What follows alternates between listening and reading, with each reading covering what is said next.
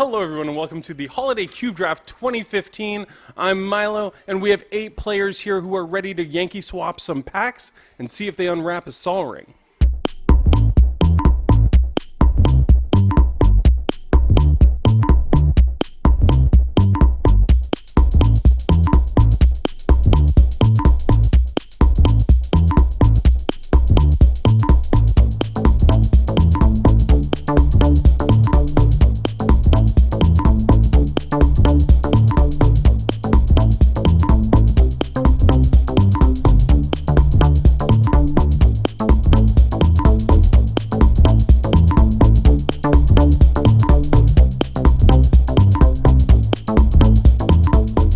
I'm here with Frank. Frank, this is the Holiday Cube Draft. Last year, the Holiday Cube Draft, he came in second to Marc Anderson, who's here as well.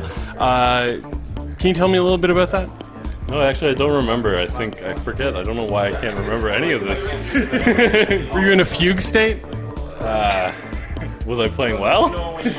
Probably not well enough to win, I guess, then. You've come in second actually a lot lately. Many of the tournaments that we ran on Milo the Gathering ended with you coming in second, including the CUBE Tutor Championship Series that we just finished. Oh boy, that's harsh. Second's still really good. Next question. Cassius, happy holidays. Happy holidays, Miles. Thank you so much for joining us for the Holiday Cube Draft 2015. I'm really happy to be here, honestly. When you sent me the invite, I was really excited, and I'm happy to be here playing Cube. So Mike, you made it last year to the top 4 of the Holiday Cube Draft 2014. You're here. Are you going to be top 1 this time? Let's hope. I hope so, yes. Yeah.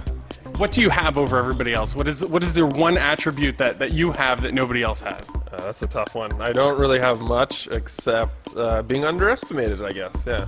That was what you said 2 years ago. I know. I'm hoping it works this time, but it won't. So. Are people still underestimating you? All the time, yes. I wonder why. Could be the consistent losing record, but you know, I'm hoping to change that. So. Who's your biggest competition today? Everyone. Hey, I'm here with Dave. Dave, a lot of people who watch the channel might not know who you are. This is your first appearance. Yeah. What's your history with Cube? This is pretty new to me, so I've played one other cube really in the past, and I think you know it, so it's a powered cube, so it's pretty fun. I really like the format, but it's new to your cube. So how do you feel about that, drafting a higher powered cube? I love it. You know, I'm in my comfort zone here. This is what I'm used to. My cube's a lot like yours. I don't have all 10 duels, but other than that, it's virtually on the same power level, so I feel really good about this. I'm here with Jeff, the man in the mustache and the hat. A lot of people are talking about it. Is it giving you an edge? Actually, all my power comes from my mustache, so I think that's why a lot of people are gunning for it. I think I got a real good chance in this cube draft today. I'm here with Marc Anderson. Marc, you've played a lot of Cube in your day. Last year, you won the Holiday Cube, and you're back to defend your title. Yeah, I sat out one of the events, the big event you had already. Did commentary on that one, which was fun. I learned a lot. I think I could have done better. But Holiday Cube's my jam, man. Holiday Cube, that's what it's all about. And you're the one who actually owns you're the last winner of the old Lundstedt, so it's in your trophy case at home. It's in my trophy case along with my national champion trophy and a few soccer trophies. If anybody didn't need a Magic the Gathering trophy, it was you. And yet you have the old Lundstedt. And it's there. It takes its place among the greats. So there's a lot of new blood here at the Holiday Cube this year. Do you think that you're going to teach these young whippersnappers a lesson, or are your days of spell slinging ancient history? I think I'm going to teach all but one of these young whippersnappers a lesson. Coming in second. Oh man. Just historically, just always in second, right? That's the story of Frank's game, is like every time he's on camera it's second place. It's heartbreaking. When we play Cube, it's usually the noob cube, but we're playing with like a kind of a higher power leveled cube this time. Do you have any experience with that stuff? No, not at all. I didn't even really draft on CUBE Tutor too much, so I kind of came into this mostly blind. Mike Ray is somebody who you go way back with. You've played a lot of Cube with him. A lot of people say that he's one of the most frustrating players to play against because of slow play and his sketchiness. What do you think? I don't know about the slow play, but one of the things that is a little bit sketchy is the fact that he can pull a Black Lotus pretty much every game, so it's a little strange. So that's why we didn't put power in this cube, because we didn't want Mike to pull Lotuses today. And a player that many people might not know, but a good friend of yours, is Dave McMahon, who's here today. What's Dave like? Dave is just, I think, very just polite, fun to play with, easygoing. Like I'm generally at ease when I play against Dave because he plays the game. He doesn't make you feel like tense or anything, and at the same time, he can hold his own. Yeah. Your best friend forever, Frank, is here. He is. Have you got his contact information? I haven't, and I heard that he's leaving right after the draft, so I think he's deliberately avoiding me. That's awkward. So one of the players that you met at the CUBE Tutor Championship Series and your new best friend forever is Jeff Sarita, who's here as well. Have you managed to get his contact information? I have his YouTube name, I think, actually, because he commented on one of your videos. I watched some of the videos. They're pretty good, Miles. Thanks. One of the players you played before outside of the CUBE Tutor Championship Series is Cassius. Can you tell us a little bit about Cassius? Cassius is a nice guy. He's helped me win some of my own games against him in the past. I think his philosophy is that he's all about having good games of Magic, so he's an excellent guy to play against. There's a lot of players who do have a lot of experience with powered cubes here. Marc Anderson and Frank Vanderswet, and they were actually the finals last year. They're back again. Do you feel like you have any chance of taking on these guys? Nope. To be frank, I don't feel like I have a chance. Marc Anderson is a really good player, and I don't think that my odds are very good. So I'm going to run down the list of all the players here. Use one word to describe each player, okay? 1 or 2 words. We'll see. right. Okay. Frank Vanderswet. Useless. Dave McMahon. An old friend. Cassius. New guy, but seems pretty competent. So many words. You can cut. You can edit it down to 1 word and just pick one out of the You 6 know how I'm these using. things are done. There's no editing. Jeff. Mustache. It's gotta be. It's gotta be right. Like Theo. Unknown. He's the unknown. Mike. Wild card is a 2-word way of saying unknown. I'd prefer wild card, but if you can only take 1 word, I'll use unknown. Okay? Is that good enough for you? It's fine. Mike Ray. No, oh, Mike Ray. I can't stick to what. Nice guys finish last. Mike Ray. Nice guys finish last. And myself. Miley's great. He's our host. He's dressed up like Santa Claus. Hey everybody, it's Milo here, and I'm going to be calling this draft by myself today.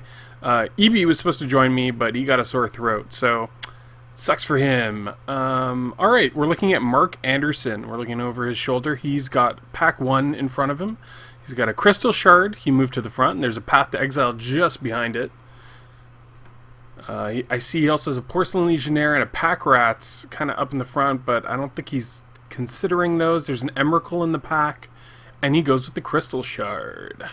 So Crystal Shard's an artifact, but it is in the blue section of my cube. If you looked it up on CUBE Tutor, it's 3 mana, and then you can pay a blue or 3 mana and tap it to return target creature to its owner's hand unless that player pays 1. All right, let's take a quick look at the next pack here. We got a Batterskull. We have a Tinker.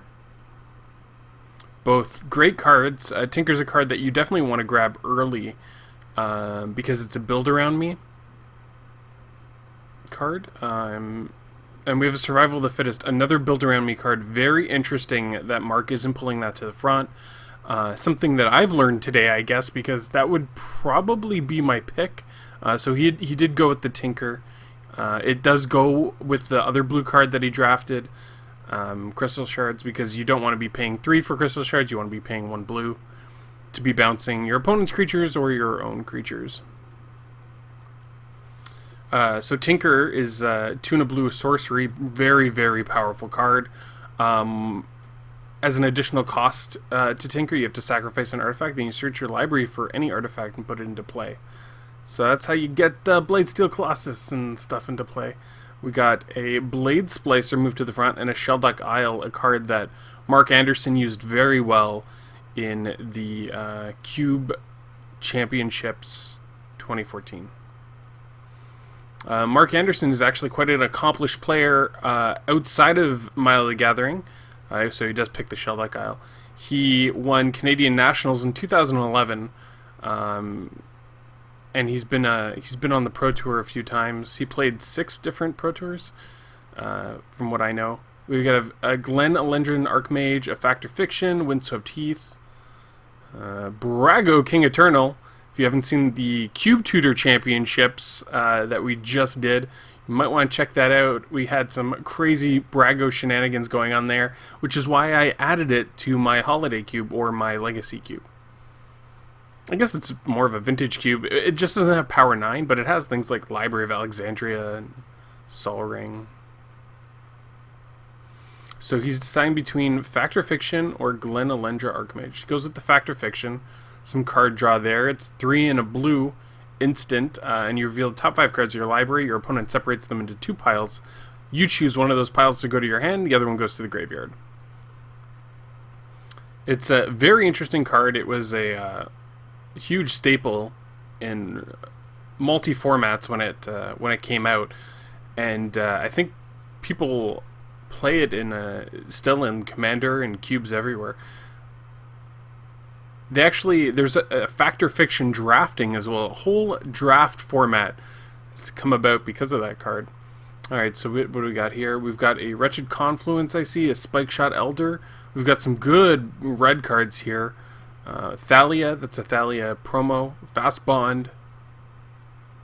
So he pulls the Wretched Confluence and the Spike Shot Elder to the front. So far, we've only seen him take blue cards. So, and there's no blue cards in this pack. We just got Jundunum out and a Thalia.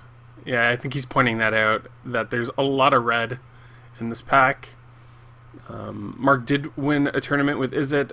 Izzet normally performs really well in this cube in particular, but he does go with the Wretched Confluence, brand new card from the newest Commander set, 3 and 2 black instant, and choose 3, and you can choose the same mode multiple times. Very cool card. It gives creatures -2/-2, lets you draw cards, or target player draws cards and loses life, or return creatures from your graveyard to your hand. We've got a Sphere of the Suns and a Memory Lapse. I think Memory Lapse is maybe the 2nd or 3rd best counterspell in the format, but he passes it for Sphere of the Suns. You gotta think that he is still considering that Tinker. We are just in pack 1. He hasn't seen any huge Tinker targets, but that's something you gotta keep in mind. We've got a Harmonize pulled to the front, a Mystical Tutor, that Ram, that's a 0/5, and you gain a life during your upkeep, and we got a Day of Judgment. Great control card. It's like Wrath of God, except they can regenerate. Not too many things have regenerate in this cube. Oh, then he's got the Culligan's Command, a brand new card to this cube. It's from Dragons of Tarkir. It's 1 a black and a red, and it does so many things. It does all the things. Deals damage to creature or player, destroys artifacts, brings creatures from your graveyard to your hand. He already has a Wretched Confluence. This is like a Wretched Confluence Light. Yep, and he... No, wait, I don't know. He was thinking about... okay, he did it. He locked it in. Locked in that Culligan's Command. So we've got another new card to this cube, a Wingmate Rock. Wasn't sure about it. Some people suggested it. We're going to try it out. We've got a Puppeteer Clique. Very good. Persist creature. And a Tundra. And a Mishra's Factory, I think that is. But mana fixing is crucial to cube drafting. You take mana fixing quite high. The reason for that is that you are always going to have 23 playables in your deck.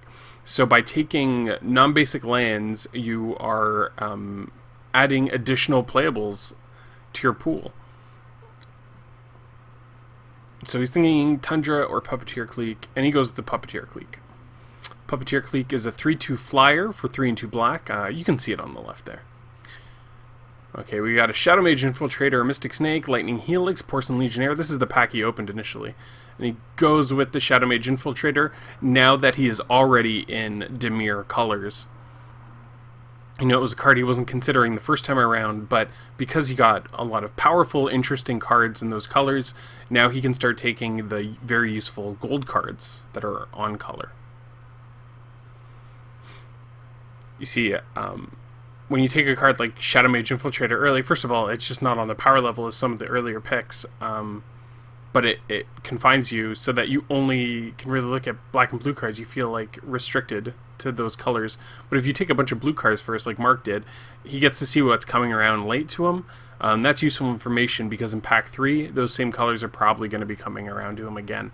So he knows that maybe he doesn't get good black cards in pack 2, but he's probably going to get good black cards in pack 3 because he got good black cards in pack 1. Very interesting stuff. Alright, so we got past a Bane of the Living, a Shriekmaw. He's pretty excited about that Shriekmaw. Took it off camera. And a, who's that? Grenzo Dungeon Warden.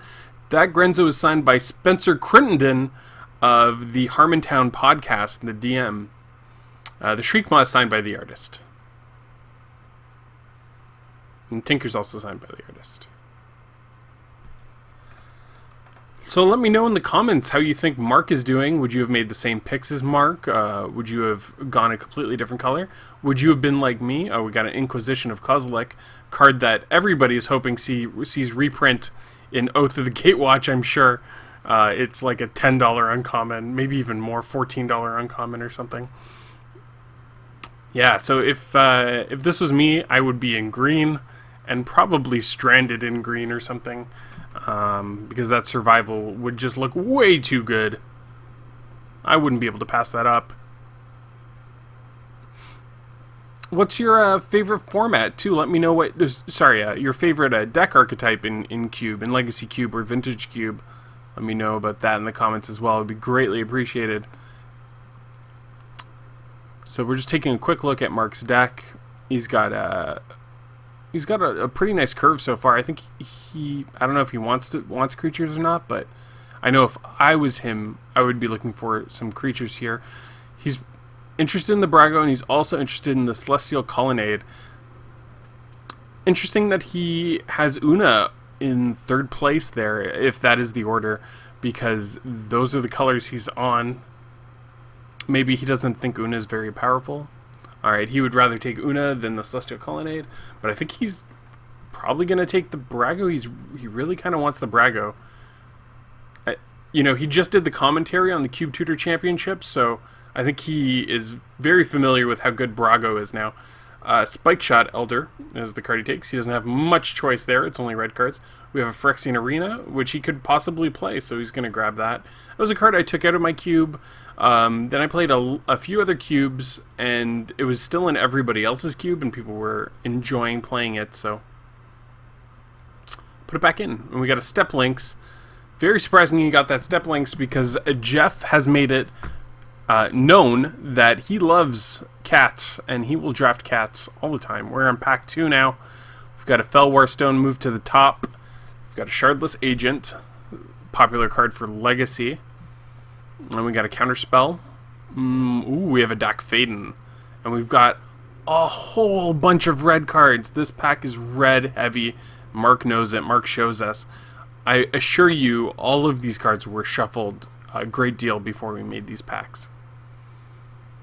So he's considering Fellwar Stone or Shardless Agent or Counterspell or some mana fixing. There's a Scalding Tarn, Hollowed Fountain. He did take the Brago, so maybe he wants to go Hollowed Fountain. Definitely not an ideal first pick pack 2 card. Or he might go Scalding Tarn. I guess that goes well if he grabs a... he goes with the Counterspell, though. I think he might need some 2-drops, maybe.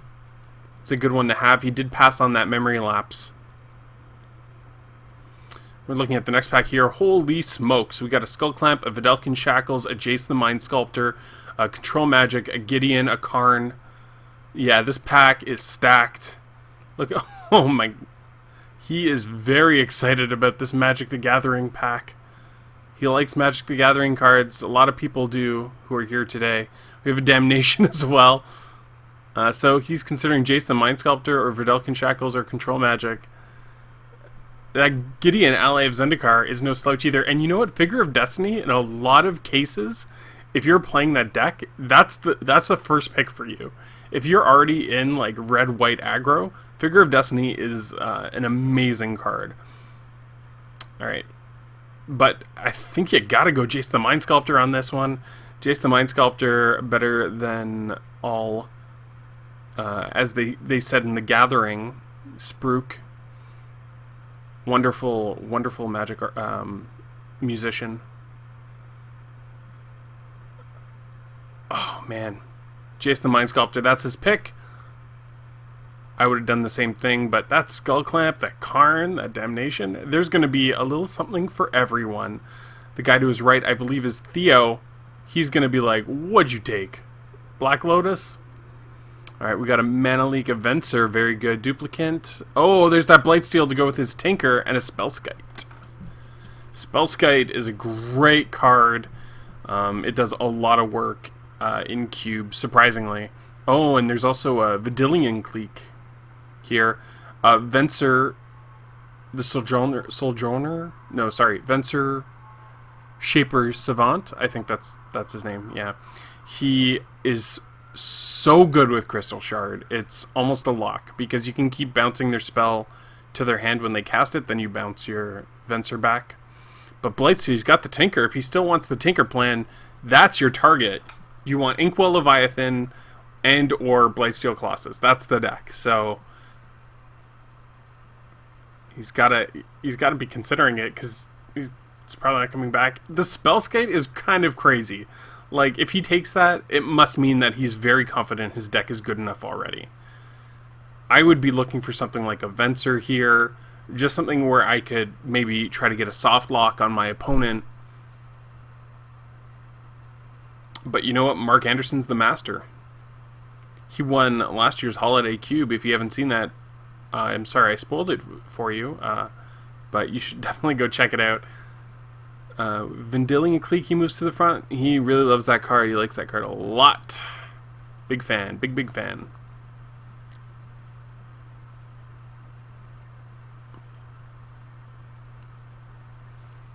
It's a hard pick. You know, if this was sanctioned draft like at the Pro Tour or day 2 of a GP, you have a time limit on your picks, and Mark would be in a tough situation here. I don't know what happens if you haven't made a pick and your time goes out. I don't think I've ever seen that before. Alright, so he goes with the Vidillion Clique. The Clique is a fairy. It's a good fairy. We have Ancestral Visions. That's a card that goes well with the Shardless Agent. And we have a Marsh Flats, a fetch land. Secure the Wastes. Sensei's Divining Top. Riftwing Cloudskate. I don't know what that black card is. Can't really tell from here. But Riftwing Cloudskate, again, he's got the Brago. If you want to see some cool Riftwing Cloudskate Brago shenanigans, Cube Tutor Championship, the one we just did, with the Noob Cube.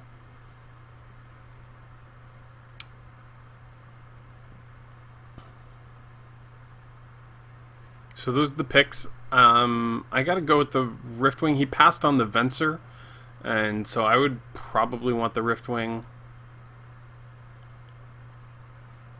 You need some sort of Mana War effect, I think, if you're playing blue.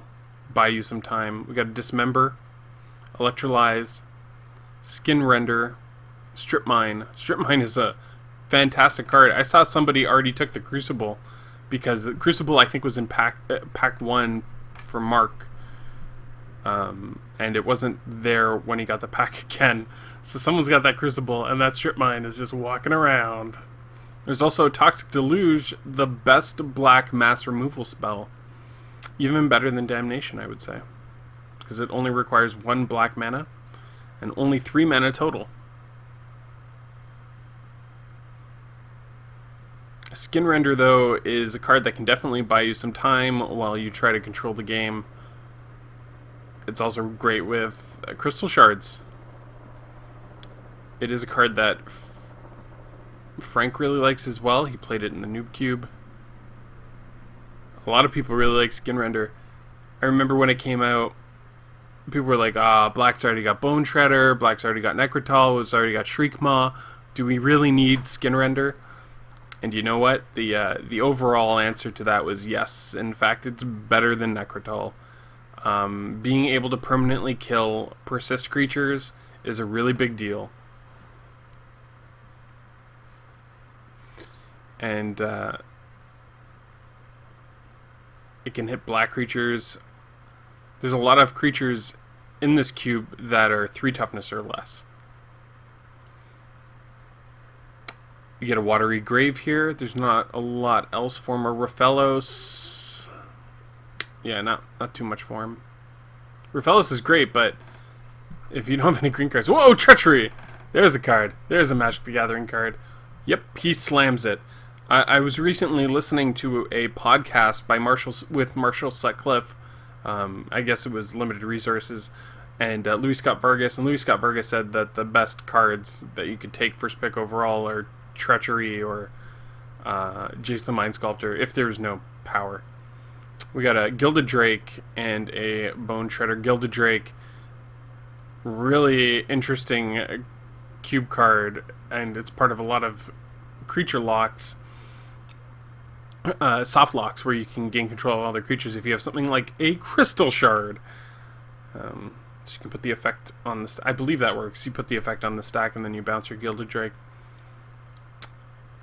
If it doesn't work, it still works because you can pass them the Gilded Drake if they're tapped out and then bounce your Gilded Drake.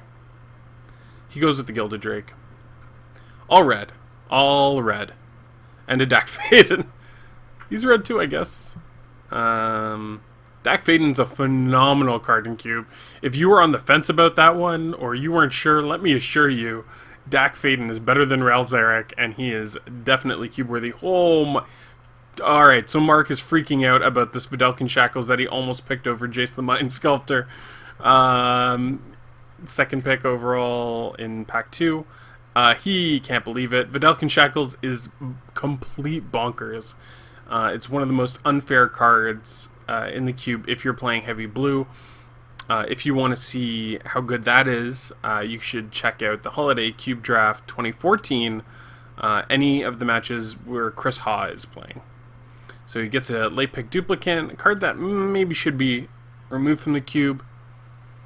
I don't know if it's that good anymore. It used to be a great removal spell, but 6 mana just seems like quite a bit for that effect. I think it's okay, and if you have lower powered cubes, I don't know. Let me know. Let me know in the comments. What do you think about duplicant? Are you a duplican or a duplicant? I will let you know though that this draft that Mark is doing right now is, I think it's going pretty well. You gotta be happy with the late pick Treachery.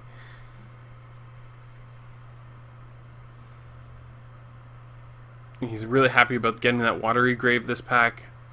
For a round of packs where you started with first pick Counterspell, was it? You gotta be happy with how it turned out. Especially since blue was the... Oh, I guess it makes sense, because blue was the color he was cutting in the beginning and only took other cards if they weren't... if there's no blue cards in the pack in Pack 1. So that must have meant that the people to his left weren't picking up blue cards. And now he's being rewarded for that. But you know what? Talking like that and thinking like this is... isn't that useful. You kind of just want to go with the flow when you're making picks like this. Throw Parasite's a card that I know Mark loves, so he must be happy about that. It's on curve, good at killing planeswalkers. We have Grim Lavamancer.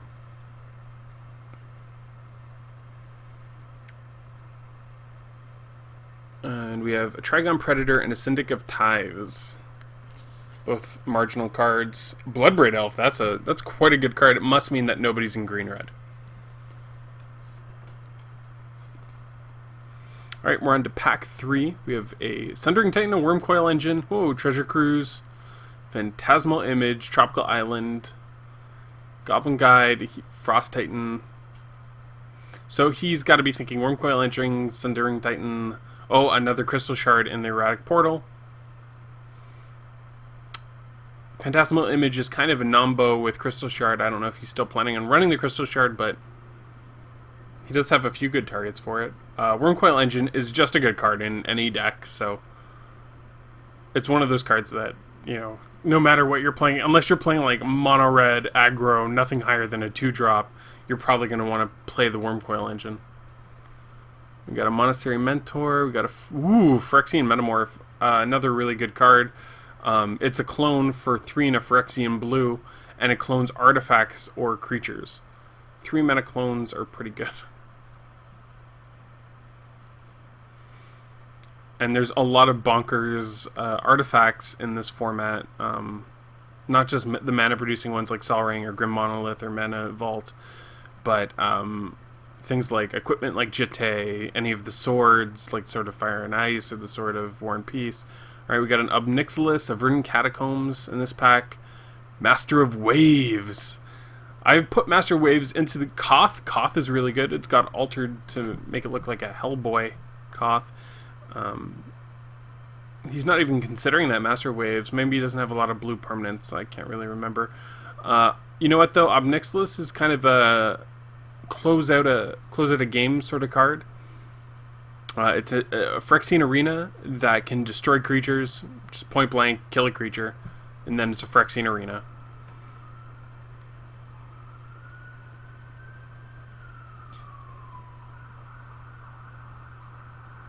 Sorry, it seems like there's some sort of an emergency outside. I don't know if you can hear the sirens.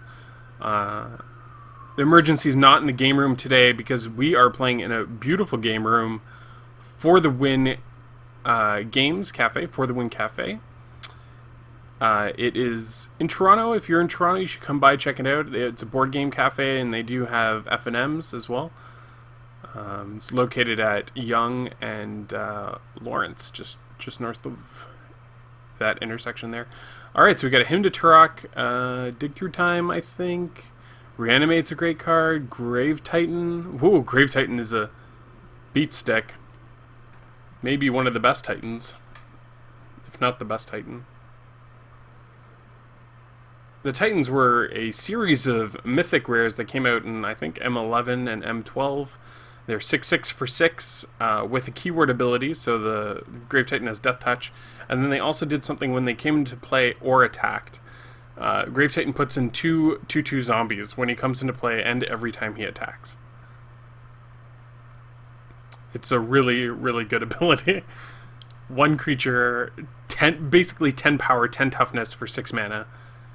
6 of its Death Touch, and every time you attack you get another 4 power, 4 toughness. Craziness. Card is absolutely bonkers, which is why Mark is considering it. He doesn't know the power of Hymn to Turok. Hymn to Turok does tend to table sometimes if you're playing with people who don't know what's up. Hymn to Turok can end a game on turn 2. If you've been in that situation, you know what I'm talking about. You keep a questionable 2-lander, somebody Hymn to Turok's you, hits both your lands, that's the game. Or hits, I guess, one of your lands and something else, your cheap spell. we got a Fleshbag Marauder, Ire Shaman, Harbinger of Tides, I think that's its name. It's the one from Magic Origins. Some utility creatures. Also a Chromatic Lantern that would allow him to splash that red if he's still considering it for the Kolaghan's command. I don't know if he took any other red cards.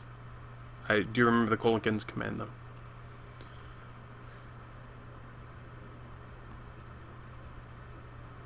Fleshbag Marauder is also quite a good card, but the Harbinger of the Tides is great with the Crystal Shard. We have an Upheaval and a Necromancy.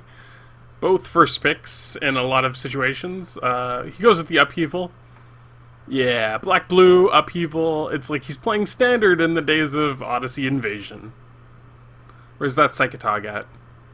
We got a Bribery, a Gush, a Brainstorm. He's got to be looking at all that. And he also has a, what's that? Blood Crypt. Blood Crypt to splash. Yeah, you move that to the front. Lots of great cards going around in Pack 3. Pack 3 is pretty tight.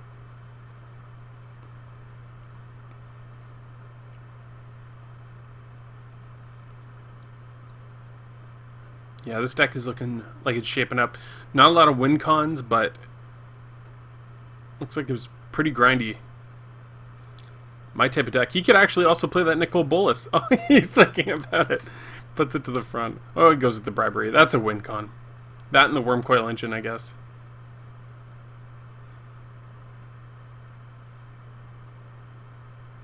Or the Grave Titan. I guess he's good on WinCon, sorry. He's got the Shadow Age Infiltrator to get him there. He's got the Skin Redder to buy him some time. Harbinger to buy him some time. Riftwing, Cloudskate if he can spend that on time. Counterspell. We can also grab a Miscalculation and Force Spike in there. And also Creeping Tarpid. Jeez. Such sweet mana fixing. That's the Black-Blue Manland from Worldwake. Great card. Really, really good card. Force Spike, though, is pretty juicy. He has to go with the mana fixing, though, and I don't blame him. It does suck to pass that Miscalc and Force Spike. Some people like Miscalculation over Memory Lapse. I'm not one of them, but... Wow, he gets the Frost Titan, or the Phantasmal Image, or the Erratic Portal, or a green-blue fetch land. Huh. Especially since he got that Watery Grave, so he can fetch black with that Misty Rainforest. That is pretty useful. It's pretty useful. And he only has 2 pieces of mana fixing, but if he's only considering going 2 colors anyway, might be okay. I think I would go with the Phantasmal Image. Let's see what he does. It's not great with Crystal Shard, but Phantasmal Image is, again, fits on curve nicely if you're being pressured. He really wants that Misty Rainforest, though. Alright. Misty Rainforest is a great card. Can't blame him for that. Get that mana fixing going. Maybe he counted more than 23 playables already. He's good on curve. Got another flip card. So these Canada sleeves, while they look cool on camera, they're Legion sleeves, and they're a lot of fun to do because we are Canadian. We're from Toronto, and we want to represent when we do these videos. But you can kind of see the backs of the cards through the white on the Canadian flag. So we have to use the checklist cards for our flip cards. Makes it hard to call this because I can't really tell what the checklist card is. We have Dark Ritual, Lawnor Elves, Entreat the Angels, Acidic Slime, Stormkirk Noble.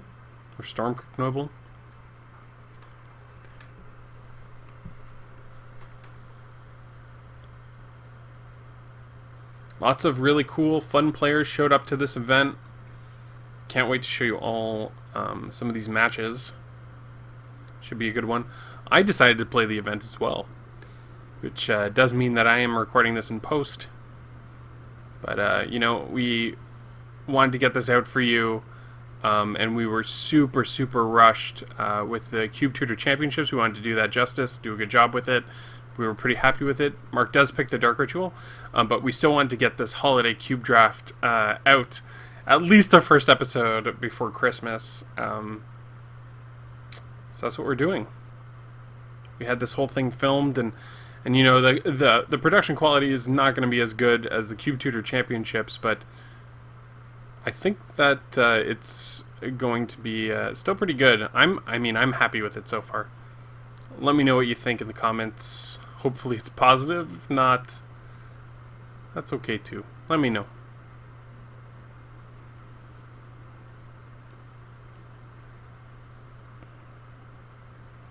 So Mark's just going through his deck. This is something that you have the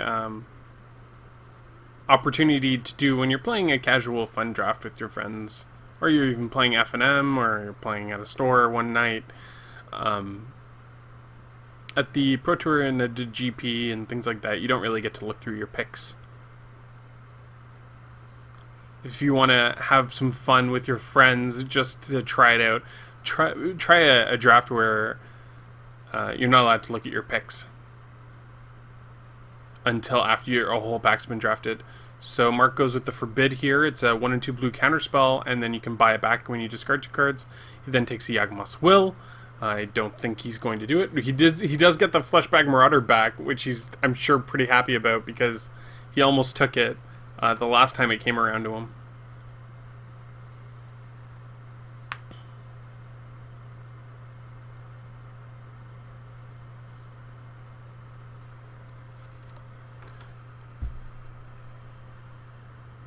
So we'll be this series is going to be 4 parts. If you enjoyed watching Marc's draft, great. Thank you so much for watching it. But please tune in next time, as we'll have our first match for you. It's going to be myself versus Cassius. So check that out when it's up. Thank you all so much for watching, and take care, everyone. Bye.